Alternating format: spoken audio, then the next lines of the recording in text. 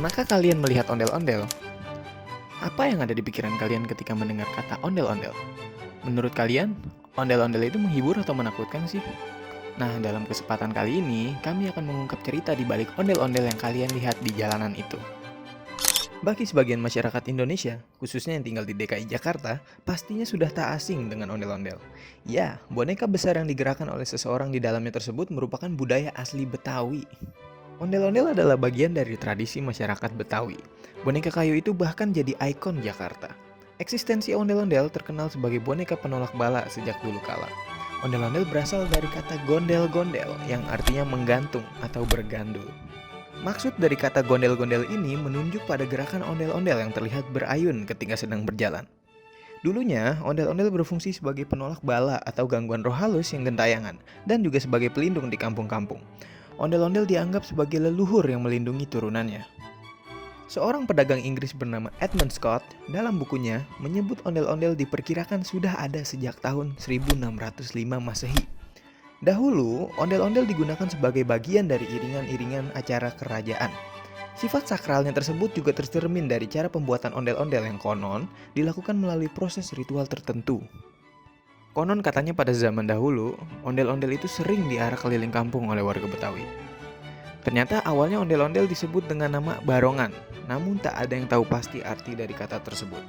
Masyarakat di Indonesia, terutama di wilayah DKI Jakarta, juga memanfaatkan kesenian ondel-ondel untuk mengemis. Namun seiring dengan perkembangan zaman, ondel-ondel menjadi pertunjukan rakyat yang menghibur. Ondel-ondel merupakan salah satu warisan budaya Betawi dan tercantum dalam Peraturan Gubernur Nomor 11 Tahun 2017 sebagai ikon budaya Betawi yang perlu dijaga dan dilestarikan dengan penuh kebanggaan. Namun sayangnya, ondel-ondel sebagai sebuah kesenian saat ini mengalami pergeseran nilai dengan makin maraknya ondel-ondel yang digunakan oleh sekelompok orang sebagai sarana mengamen dan mengemis. Akibat dari melemahnya perekonomian yang ditimbulkan oleh pandemi, banyak masyarakat yang nekat mencari uang di jalanan seperti mengamen dan mengemis. Hal ini terjadi karena kurangnya lapangan pekerjaan saat ini. Permasalahan ini dapat terlihat jelas dari banyaknya jumlah pengamen dan pengemis di tempat umum saat ini dan melonjaknya fenomena manusia silver di Indonesia. Manusia silver atau silverman adalah orang-orang yang mengecat sekujur tubuhnya dengan warna perak. Keberadaan mereka sering dijumpai di pinggiran jalan atau tempat-tempat umum lainnya untuk sekedar meminta-minta ataupun mengamen. Namun, fenomena masyarakat yang meminta-minta dengan memanfaatkan ondel-ondel dan manusia silver ini dinilai mengganggu keamanan dan ketertiban masyarakat.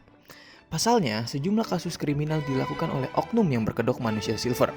Di tahun 2021 saja sudah tercatat beberapa kasus pencurian yang dilakukan oleh mereka, dari ponsel hingga kendaraan bermotor.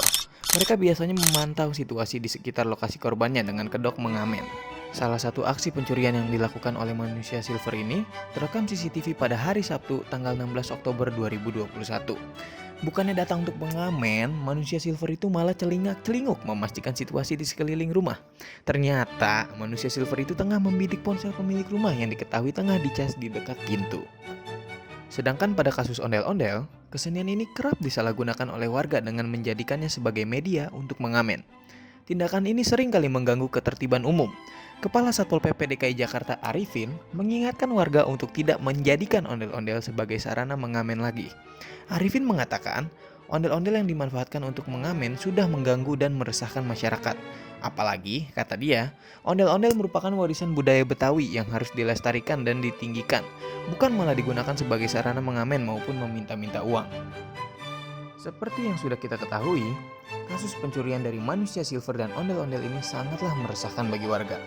Warga menjadi takut dengan adanya pengamen manusia silver dan ondel-ondel ini karena sudah maraknya kasus pencurian yang dilakukan oleh mereka. Dengan timbulnya banyak keresahan dari warga, maka harus dilakukan sebuah penanganan dalam kasus pengamen manusia silver dan ondel-ondel ini. Upaya penanganan tersebut diantaranya adalah 1. Melakukan razia terhadap pengamen manusia silver dan ondel-ondel tersebut. Karena sudah meresahkan warga dan dari pihak aparat pun juga harus melakukan razia guna untuk menertibkan pengamen-pengamen tersebut. 2. Membuat sebuah peraturan yang bersifat tegas. Dengan adanya peraturan yang tegas, maka para pengamen manusia silver dan ondel-ondel tersebut enggan untuk melanggar karena bisa mendapatkan sanksi yang berat. 3. Membuat sebuah fasilitas khusus untuk para pengamen ondel-ondel tersebut, yang dimana orang-orang dapat melihat ondel-ondel di satu tempat, tidak dengan cara berkeliling ke rumah-rumah warga. Karena dengan adanya fasilitas, maka potensi dalam mencuri pun dapat berkurang. Wah, sudah banyak ya yang kita bicarakan tentang ondel-ondel. Sudah terbayangkan di pikiran kalian bagaimana bentuk dan kerja dari ondel-ondel? Jadi kalian kalau ketemu ondel-ondel mau foto bareng atau mau kabur aja nih?